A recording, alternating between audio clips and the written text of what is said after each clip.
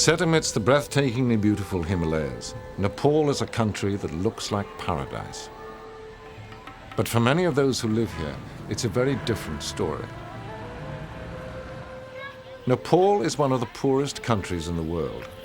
In winter, temperatures drop well below freezing, which means crops don't grow and there's almost nothing to eat.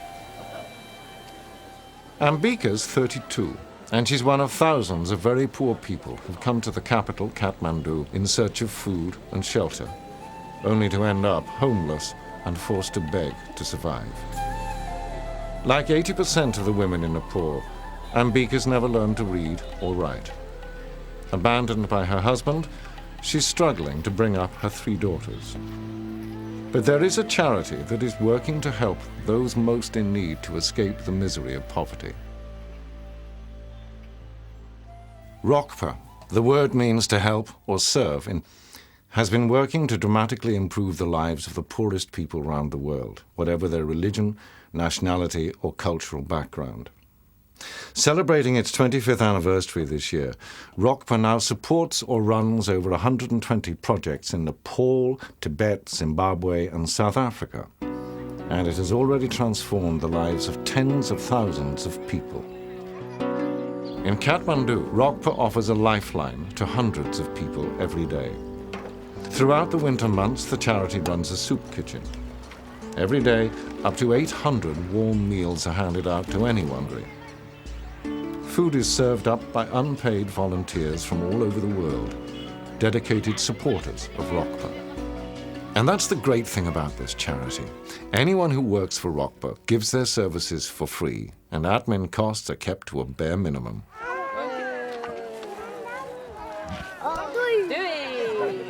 And today cabbage. We have cabbage. Linda Cummings looks after all the other volunteers who work at the soup kitchen over the winter months. I think the biggest challenge is to see past the pain and the suffering, and I think as a volunteer you can take pride that you're actually actively doing something. Leah Vila is co-founder of ROKPA and head of ROKPA's work in Nepal. Young and old affectionately call her Mum. This has become a haven for these people. They're loved, they're cared for, and for once in their lives, even if it's only for 2.5 months a year, they're welcome. ROKPA offers anyone in desperate need the essentials for survival, food and warm clothes. But if they're going to sustain their lives, and if their children are going to have a future, then they also need an education.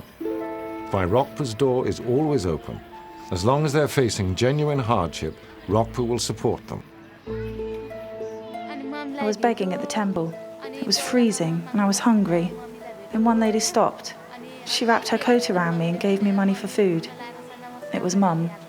ROKPA has agreed to pay the monthly rent on their room and school fees for the girls.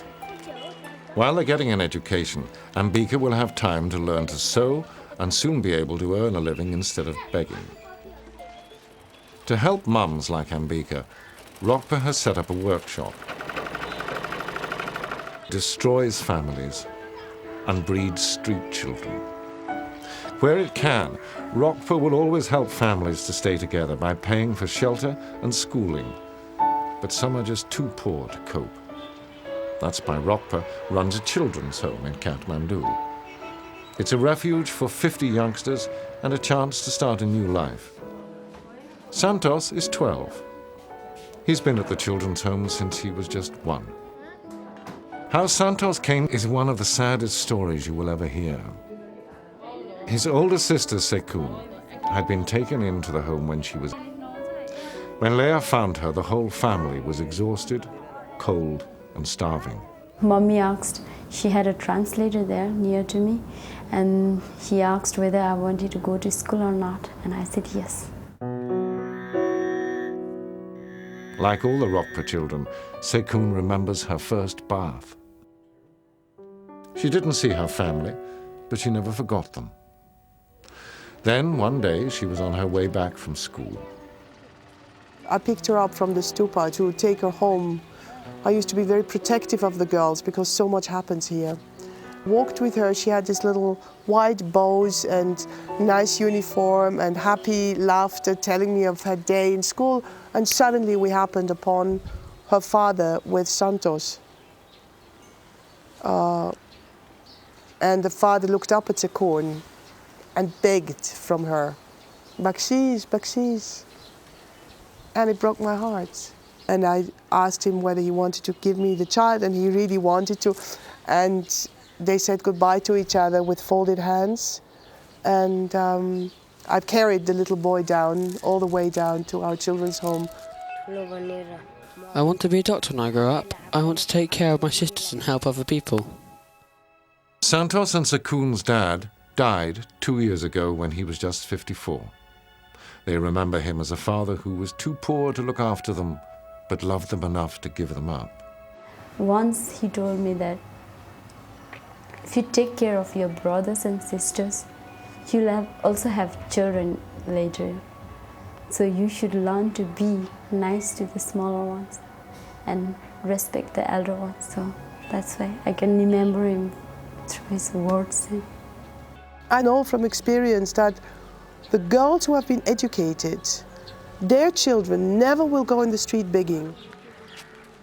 It cost just £20 a week to care for a child at the ROKPA home, to support them through school and give them a chance of developing into happy, mature, capable young adults.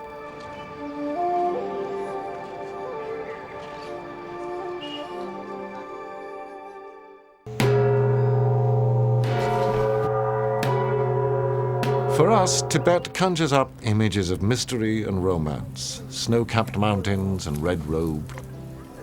But most Tibetans live a nomadic life on the very edge of survival.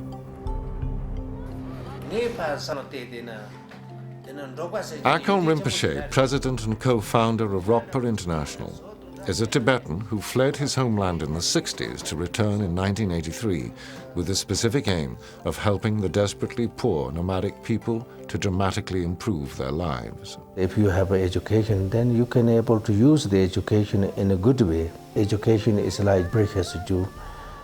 With the approval of the Chinese government, Rinpoche has set up schools and teacher training. In rural Tibet, 1 in 10 mothers dies in childbirth, and infant mortality is 147 out of every 1,000 births. It's an unacceptable statistic in the 21st century. ROKPA is training healthcare workers and doctors in Western and traditional Tibetan methods, with the aim of reducing the number of preventable deaths. I have been studying in ROKPA school for 10 years. My special subject is Tibetan medicine. Yang Zom is just one of 300 graduate medical students who are setting up clinics in their own village. The charity wants to save lives and make life worth living. But it can't do that without your help. So please, will you give right now? To support a child at a residential school in Tibet, provide them with food, clothes and medicine, cost a mere £22 a month. Santos, come here. This is a key moment in ROKPA's history. Back in Kathmandu, the charity is opening a brand new children's home. It is twice the size of the old one, with room for 100. Every single brick was paid for by ROKPA supporters.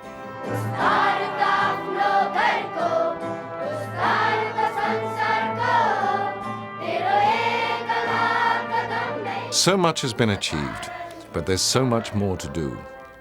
But to continue their vital work and to reach many more people in real need, ROKPA needs money.